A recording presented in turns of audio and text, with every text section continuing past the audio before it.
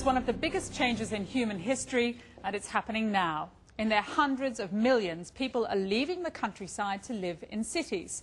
According to new UN figures, for the first time in human history, the majority of people in the world now live in urban areas. The consequences for the world's environment, economy and politics are huge. And over the next 3 days, we'll bring you reports from 3 of the world's megacities whose populations struggle with a different aspect of their massive growth. Delhi and London are coming up, but tonight it's Tokyo. It's the biggest city in the world, and the pace of its growth has caused huge social problems. For more 4 News, Georgia Hanias reports. Tokyo, home to over 12.5 million people, a place of incredible wealth.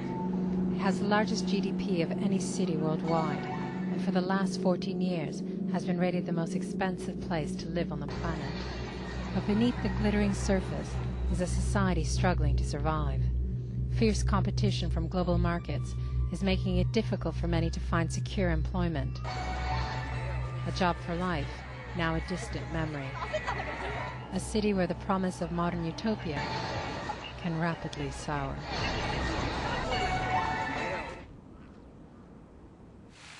Tokyo has over 5,000 homeless, a relatively small number compared to other capitals, but for a country that prides itself in social order and strives to attain full employment, the homeless who camp out in the city's parks are seen as much an embarrassment as they are a problem.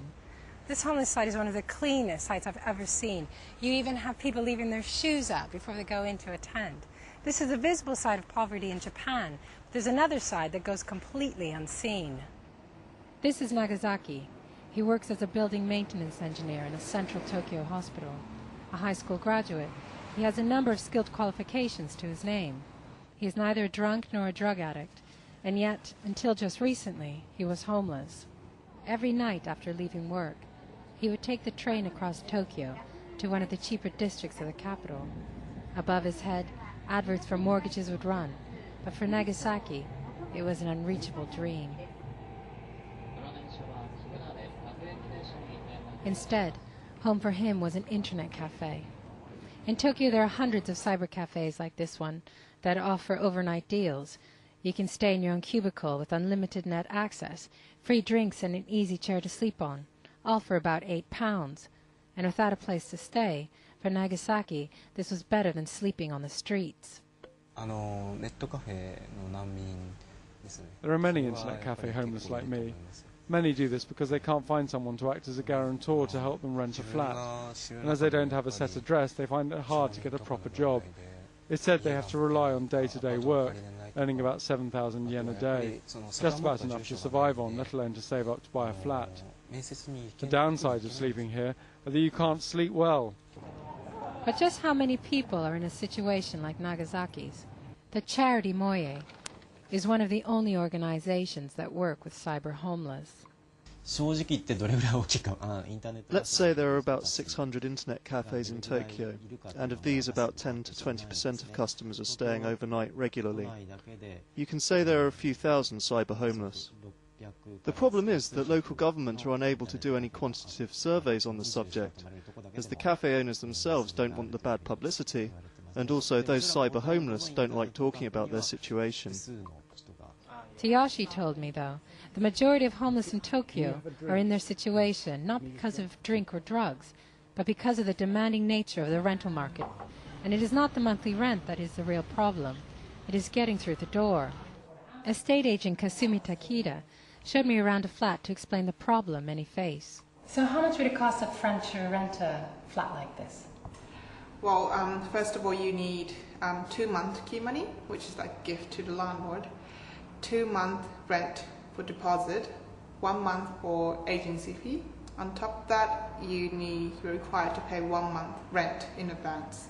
So you're looking at 6 months rent in advance just to move into flat. Yeah, that's right. So how much would a flat like this cost per month to rent? I would say this is 290. 290,000 yen. So you're looking at about £1,000 a month?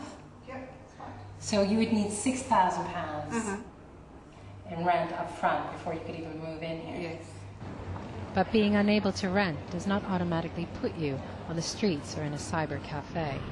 Tokyo has long-stay hotels, dormitories and hostels as other options, along with some odder alternatives. So one of the places you can spend the night if you're homeless is in one of these. They're called capsule hotels. The downside is that they cost £20, and it feels as though you're sleeping in a coffin. But cyber cafes do provide the cheapest living around. For many, it is just a place to escape the relentless crowds of Tokyo. Oh, and it offers a chance to look at pornography, which seems to be a major preoccupation for many. But for others, the service is a necessity, not a luxury. The striking thing, though, is that people who use these booths as homes are presentable. They want to be part of society, but they are forced to survive on short-term contracts and piecemeal work. As the number of cyber homeless grows, so does the need for government to address the problem. Last year, 13 people contracted TB in a cyber cafe west of Tokyo, leading to the health ministry to begin a study of the 1,300 cafes across the country to determine the extent of the problem. Charities claim that the cyber homeless need more help finding accommodation, and the minimum wage needs to be raised. Nagasaki has been helped by one of them to find temporary shelter, but there are many others like him still looking for a place to live. And as Japan becomes increasingly open to the fickle world markets, it is clear that the land of the rising sun needs to address the pressing problem of what happens to those who are left behind when night falls.